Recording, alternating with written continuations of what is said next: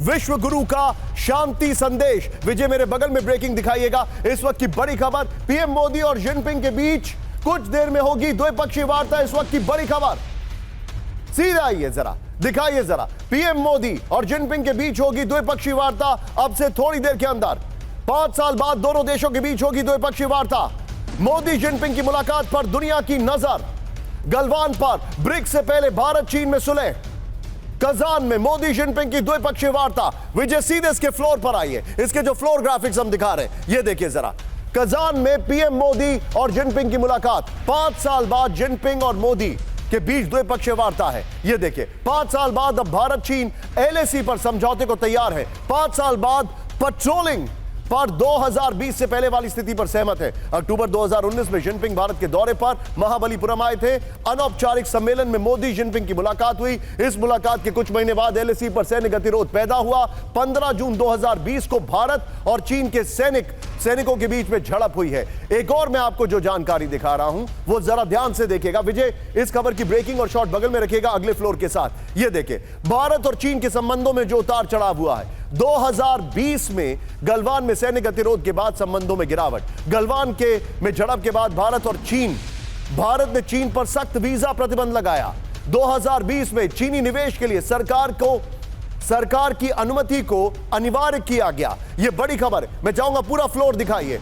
अवसर का लाभ उठाकर भारतीय फर्मों के अधिग्रहण को रोकने की कोशिश की गई।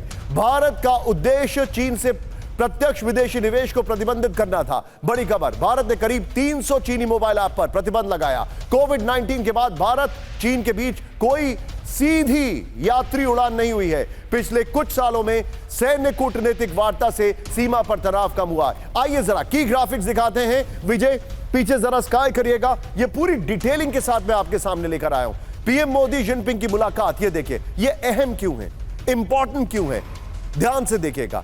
प्राइम मिनिस्टर मोदी की शी जिनपिंग से मुलाकात बेहद महत्वपूर्ण है। 5 साल में 2 एशियाई दिग्गजों के बीच पहली द्विपक्षीय बैठक होगी। अगस्त 2023 में ब्रिक्स समिट में मोदी जिनपिंग की मुलाकात इनफॉर्मल हुई थी, बड़ी इनफॉर्मल तरीके से। जोहानिसबर्ग में हुए ब्रिक्स समिट में संक्षिप्त अनौपचारिक बातचीत हुई थी। इससे पहले नवंबर 2022 में बाली में G20 के दौरान संक्षिप्त बातचीत हुई थी। मैं चाहूंगा विजय दोनों गोप्रो पे डिस्कशन करेंगे। Quick reaction Shankar Prasad sir से मैं लेना चाहूंगा। सर, सिंपल फैक्ट है सर, यह मुझे बताइए कि यह जो मुलाकात हो रही है, हम अभी भी चाइना के ऊपर कितना ट्रस्ट कर सकते हैं? वो पुरानी कहावत है ना, ट्रस्ट एंड वेरीफाई। यहां पर वेरीफाई एंड देन ट्रस्ट हो गया है। नहीं, बिल्कुल ठीक कहा आपने। देखिए, चाइना के संग बहुत अच्छा समझौता हुआ है, बहुत अच्छे माहौल में बातचीत होने वाली है। हम सबको उम्मीद है कि इसका अच्छा नतीजा।